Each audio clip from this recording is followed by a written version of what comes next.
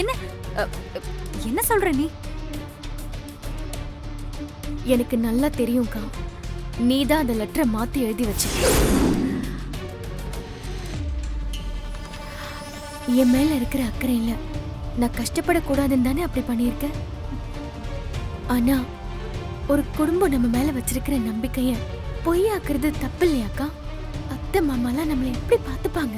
அவங்க என்ன தப்பா நினைக்கிற மாதிரி ஏங்க அழுதுன? இல்லடி, இந்த குடும்பத்துல இருக்கிறவங்க உன்னை காணோன்னு சொன்னா துடிச்சு போயிடுவாங்க. கண்டிப்பா உன்னை தேடி கூட்டிட்டு வந்து வருண் கூட உன்னை மறுபடியும் வாழ சொல்லுவாங்க. உன்னை பிடிக்காத ஒருத்தன் கூட நீ எப்படி வாழுவ? அதனாலதான் நான் அப்படி எழுதினேன். இல்லக்கா, என்ன சொன்னாலும் நீ அப்படி எழுதியிருக்க கூடாது. இன்னொரு தடவை எனக்கு நல்லது பண்றேன்னு இந்த மாதிரி எதுவும் நீ பண்ண கூடாது. எனக்கு பிடிக்கல. சரிடி, நான் இனிமே அப்படி பண்ணல. ஆனா நீ என்ன முடிவுல திரும்பி வந்திருக்க? நான் பண்ணது தப்புன்னு இப்போதான் எனக்கு புரிஞ்சுது. அதான் வந்துட்டேன். இனி என்ன நடந்தாலும் நான் இங்கிருந்து போக மாட்டேன். என்னடி சொல்ற? ஆமாக்கா, இந்த ஜென்மத்துல வருண் தான் என் புருஷன்.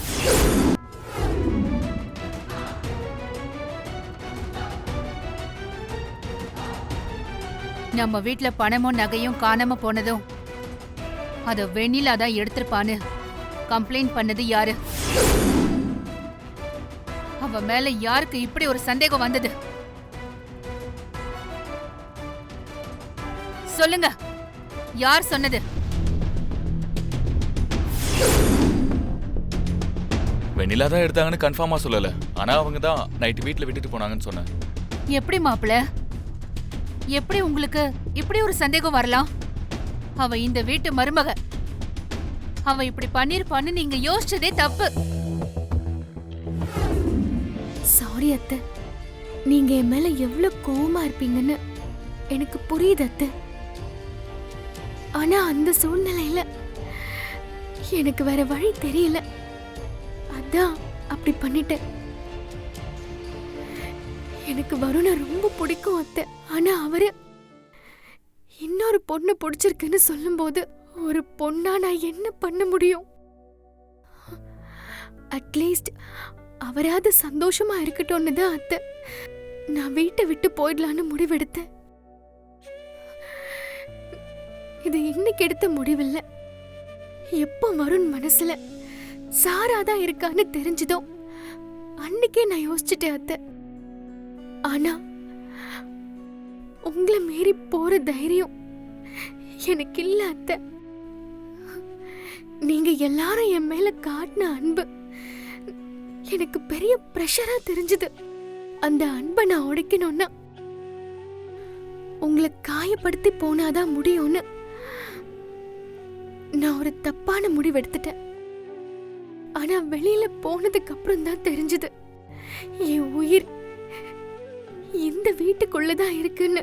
அதான் நான் திரும்பி வந்துட்டேன். இப்பவும் உங்க அன்புதான் அத ஜெயிச்சது.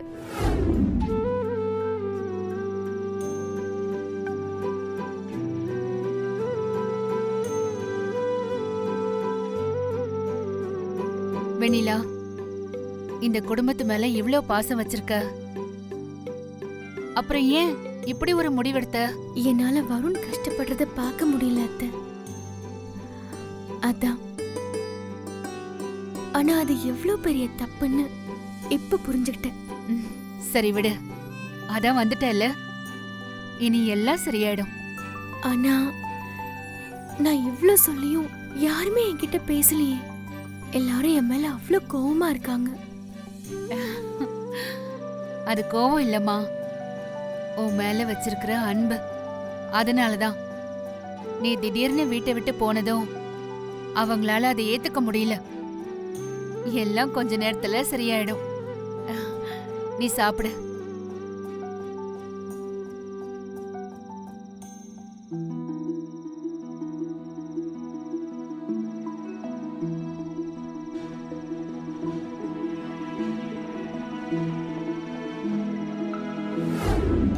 நம்ம குடும்பம் சந்தோஷமா இருக்கிற இந்த நேரத்துல எல்லார்கிட்டயும் ஒரு முக்கியமான விஷயத்த சொல்ல நினைக்கிறேன்.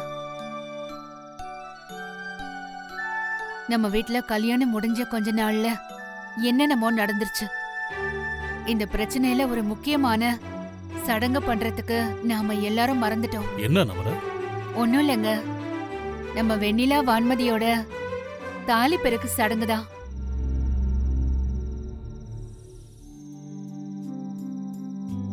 கல்யாணம் ஆகி இவ்வளவு நாள் ஆகியும் இன்னும் தாலி பிரிச்சு கோக்கல.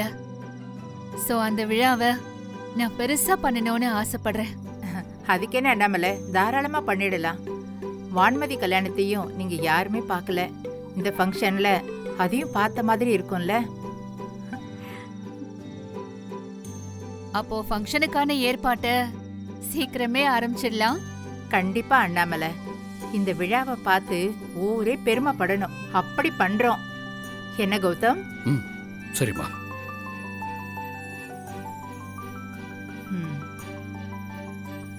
வருண், ஃபங்க்ஷன் வரைக்கும் நீ வெளியில எங்கேயும் போக கூடாதுப்பா.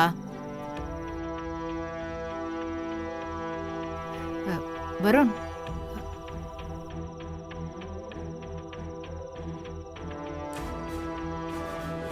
அக்கா வேணாக்கா ப்ளீஸ், நான் பேசிக்கிறேன்க்கா. என்னடி பேசுவ?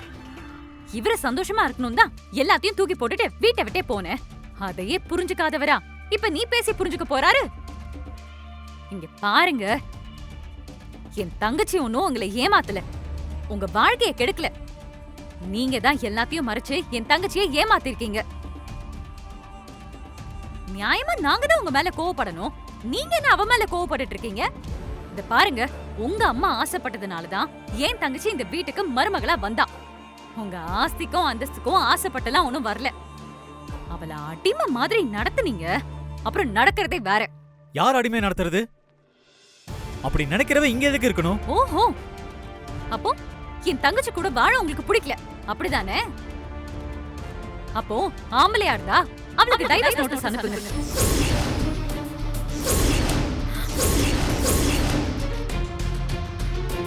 அக்கா என்ன பேசுற? பேசாம ரெடி. அத எல்லாரும் முன்னாடியும் நீங்களே வந்து சொல்லுங்க. அத விட்டுட்டு ரூம்குள்ள வச்சு என் தங்கச்சியை மிரட்டுற வேலைலாம் வச்சுக்கிட்டீங்க. நீ வாடி போலாம்.